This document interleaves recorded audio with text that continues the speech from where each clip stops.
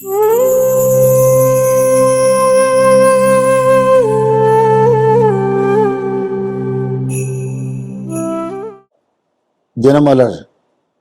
ஆன்மீக அன்பர்களுக்கு நமஸ்காரம். ஒரு அம்மா தபோவனம் வந்திருந்தாலாம். தாத்தா சுவாமி என்ன பண்ணார்? பிரசாதம் எடுத்துப்போமே அப்படின்னு விட்டார். இல்லை சுவாமி இன்றைக்கி விரதம் அப்படின்னாலாம்.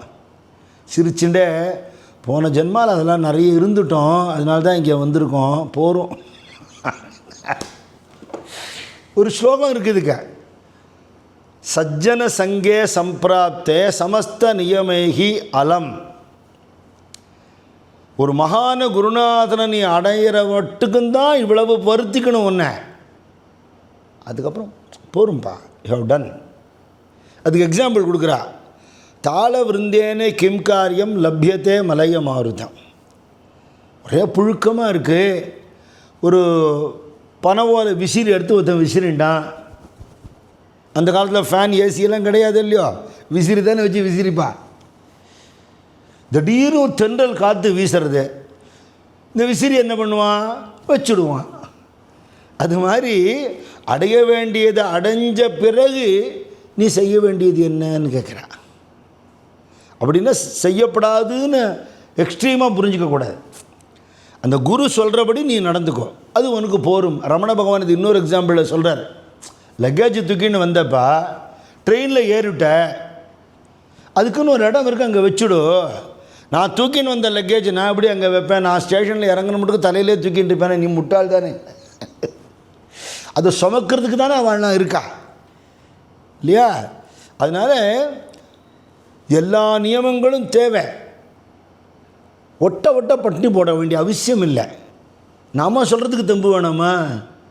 ராமாயண பாகவதம் கேட்குறதுக்கு தெம்பு வேணாமா? கோவிலுக்கு போகிறதுக்கு தெம்பு வேணாமா? வயிற்று வலியில் சுருண்டு படுத்துன்னு விட்டேன்னா அது விரதம் இருந்து பிரயோஜனம் இல்லையே. உடம்பு தரிக்கிற அளவுக்கு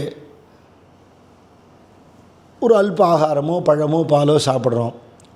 வீட்டில் சமைச்சதை சுவாமிக்கு நைவேத்தியம் பண்ணிட்டு பகவத் அர்ப்பணமாக சாப்பிட்றோம். பசியினை வந்தவளுக்கு கொடுத்துட்டு சாப்பிட்றோம். இதெல்லாம் நம்ம பெரியவர்கள் காட்டின தர்மங்கள். இப்படி இருக்கும் பொழுது அந்த உடம்பில் ஆரோக்கியம் இருக்கும்.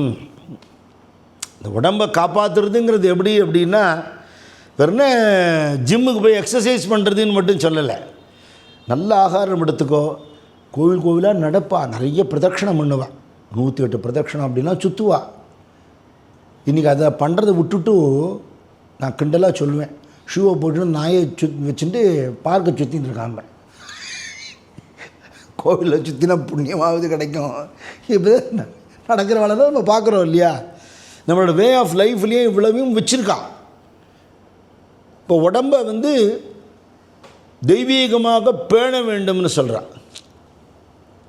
அப்படி பண்ணலேன்னு என்னாகும் அப்படின்னா, சரீரம் அழிஞ்சு போயிடுத்துன்னா, திருமூலர் சொல்கிறார், சரீரத்துக்கு ஆரோக்கியம் இல்லாமல் போயிடுத்துன்னா உயிர் ரொம்ப நாளைக்கு இருக்காது, போயிடும். இந்த பிராணன் போகும்போது என்ன பண்ணும்? இந்த கம்பேனியன்ஸ் எல்லாம் கூட கூட்டின்னு போயிடும். ஒரு சுவாசம் மட்டும் வெளியில் போகலையே. சுவாமி சர்வப்பிரியானந்தா அப்படின்னு ஒரு பெரியவர் இங்கிலீஷ் லெக்சர்ஸ் நிறைய கொடுக்குறார், அத்வைத வேதாந்தத்தை பற்றி. ராமகிருஷ்ண மடத்தை சேர்ந்தவர். அவர் சொல்கிறார், இதை செத்து போயிட்டான்னு சொல்கிற ஃபிசிக்கல் டெத்து, பிரெயின் ஒர்க் பண்ணல, பிரெயின் டெத்துன்னு சொல்கிறா. வேர் டஸ் தி கான்ஷியஸ்னஸ் கோன்னு கேட்குறாரு. கான்ஷியஸ்னஸ் டெத்துன்னு யாராவது சொல்ல முடியுமா? மூளைங்கிறது ஒரு கருவி தான். எங்கேருந்தோ வர்ற விஷயத்தை வாங்கி உடம்புல கொடுக்கறதே தவிர that it self cannot produce consciousness. இப்போ என் செல்ஃபோன் உடஞ்சி போயிடுத்துன்னா உலகத்தில் இருக்கிற மொத்த செல்ஃபோனும் யாருமே ஒர்க் பண்ணாத ஆளுக்கு சைபர் ஸ்பேஸ்லேருந்து இன்ஃபர்மேஷன் வராதுன்னு நான் சொல்ல முடியுமா? என்னுடைய செல்லுலேயும் வருது, எல்லார் செல்லுலேயும் வருது. அது மாதிரி எங்கேருந்தோ வரக்கூடியதை மூளை கிரகிச்சிக்கிறதே தவிர அது வெறும் சாதனம் தான், சதப்பிண்டம் தான். இந்த கான்ஷியஸ்னஸ் எங்கே போச்சுங்கிறார். அப்போது இந்த சரீரம் இருக்கும்போது, உயிர் இருக்கும்போது, இந்த கான்ஷியஸ்னஸ்ங்கிற பிரஜை எதுன்னு ஒரு மனுஷன் தெரிஞ்சுக்கிறதுக்காகத்தான் உடம்பு கொடுக்கப்பட்டிருக்கு. அப்படி ஆத்ம விசாரமாக ஞான மார்க்கமாக யோசிக்கிறதுக்கு எல்லாருக்கும் கஷ்டங்கிறதுனால மகான்கள் சொல்கிறான், நீ அதெல்லாம் சிரமமே படாதப்பா, உன்னுடைய குலக்கடமைகளை அனுஷ்டானங்களை பண்ணு. எப்படி தேச கடமைன்னு இருக்கோ, குடும்ப கடமைன்னு இருக்கோ, குலக்கடமைன்னு இருக்கோ, அதை பண்ணு. அப்புறம் எல்லாருக்குமான பொதுவான தர்மம் பாகவத தர்மம். நிறைய பகவான் நாம சொல்லும். பகவான்கிட்ட ரொம்ப பக்தியோடு இரு. உனக்குள்ளே அவர் இருக்காருங்கிறத அவர் தான் உனக்கு காட்டணுமே தவிர நீ தேடி கண்டுபிடிக்க முடியாது. அதனால் மண்டை குழப்பிக்காத. இது நம்ம பேசுகிறதுலாம் அறிவு வழி. ஆனால் அடையிற மார்க்கம் என்ன? அன்பு வழி. அன்புனால தான் அறிவை அடைய முடியும் அப்படின்னு சொல்லித்தரா. அப்போது உடம்பார் அழியில் உயிரார் அழிவருங்கிறார். எனக்கு பலகீனம் ஆகிடுத்து, உடம்பு ஹெல்த்து போயிடுத்து, படுத்த படுக்கையாக இருக்கேன்னா என்னால் எனக்கும் பிரயோஜனம் இல்லை, யாருக்கும் பிரயோஜனம் இல்லை. நான் என்ன ஆத்ம சாதனை பண்ண போகிறேன் இல்லையா? அப்போ அந்த உயிர் இருக்கிறதுக்குள்ளே எதை அடையணுமோன்னு அடையலையே. சாரதா தேவிக்கு ஒரு தினம் ரொம்ப உடம்பு முடியாமல் போயிடுது. இப்போ பரமஹம்சர் அவருடைய அத்தை பேரன் ஹிருதயன்ட்ட சொல்கிறார், பொண்டாட்டிக்கு உடம்பு சரியில்லைன்னா ஆத்துக்காரர் கவலைப்படுவான். இது நம்ம வீடுகளில் நடக்கிற விஷயம். பரமஹம்சர் சொல்கிறார், அவளுக்கு ரொம்ப உடம்பு முடியலையடா, ரொம்ப சொல்லிகிட்டு இருக்கா, கஷ்டப்படுறான்னுட்டு போயிடுவான்லாம் சொல்கிறா. மனுஷ ஜென்மா எடுத்தது பகவானை உணர்றதுக்கு, அந்த லட்சியம் நிறைவேறாமல் அவள் போயிடுவாளோன்னு கேட்குறார். என்ன வார்த்தை அது? இந்த லட்சியத்தை அடையாமல் அவள் போயிடுவாளோ அப்படின்னா, மனுஷ ஜென்மா கிடச்சி இன்னும் பகவானை உணரலையா, இன்னும் சத்சங்கத்துக்கு வரலையா, அந்த ஜென்மா வியர்த்தம் தானே, யாருக்கு லாபம்? பரமஹம்சர் ஒரு தெய்வீக தம்பதி இல்லையாவா ரெண்டு பேரும். அந்த நிலையில் இருக்கிற ஒரு புருஷனாக இருந்து அவர் பேசுகிறார். என் பொண்டாட்டி போயிட்டா எனக்கு நான் என்ன பண்ணுவேன், நாளையிலேருந்து எனக்கு யார் சாப்பாடு போடுவான்னு நம்மளாம் பேசுகிற மாரி அவர் பேசலை. இந்த ஜென்மா எடுத்ததோட பிரயோஜனத்தை அவள் அடையாமல் போயிடுவாளோ அப்படின்னு சொல்கிறார். இப்போ உடம்பார் அழியில் உயிரார் அழிவர் போயிடும். திடம்பட மெய்ஞானம் சேரவும் மாட்டார். ஆரோக்கியம் இருக்கும்போது நீ அதை அடைஞ்சுக்கணும். அதுக்கப்புறம் ஒன்றை நீ பார்த்துக்கிறதுங்கிறதே உனக்கு பெரிய விஷயமாக படுது. நீ அடுத்த வாழை டிபெண்ட் பண்ணி இருக்கும்போது நீ என்ன ஆத்ம சாதனை பண்ண போகிற? முடியாது. அதனால் ஞானம் அடைய முடியாது. அதனால் உடம்பை வளர்க்கும் உபாயம் அறிந்தே உடம்பை வளர்த்தேன் உயிர் வளர்த்தேனே திருமலை. இந்த சரீரத்தை நான் ஏன் காப்பாற்றுறேன்? உள்ளே இருக்கிற உயிரை காப்பாற்றணும். உயிரை ஏன் காப்பாற்றுறேன்? அது போச்சுன்னா கூட ஜீவன் போயிடும். அந்த ஜீவன் இந்த நிமிஷம் வரல இன்னும் நான் பகவானை அறிவுபூர்வமாக தெரிஞ்சுட்டு இருக்கேன், அனுபவபூர்வமாக தெரிஞ்சுக்கல. அது தெரிஞ்சுக்கிற மட்டும் அந்த உடம்பை நான் காப்பாற்றி ஆகணுமே. இந்த உடம்பு போயிடுத்துன்னா திருப்பியும் மனுஷ ஜென்மா கிடைக்கும்னு யாருக்கு தெரியும்? ஜென்மா டெஃபினட்டாக உண்டு. மனசில் ஆசை அத்து போகிற மட்டுக்கும் பகவானோட கலக்கிற மட்டுக்கும் ஜென்மா எடுத்தே தீரணும். அதுலேருந்து எந்த ஜீவனும் தப்பிக்க முடியாது. ஆனால் அது நல்ல ஜென்மாவாக கிடைக்கணுமே. இப்போ இந்த ஜென்மாவில் பாரத தேசத்தில் பிறந்திருக்கோமே, ஆன்மீக குடும்பத்தில் பிறந்திருக்கோமே, தெய்வீக சூழ்நிலையில் வளர்ந்துருக்கோமே.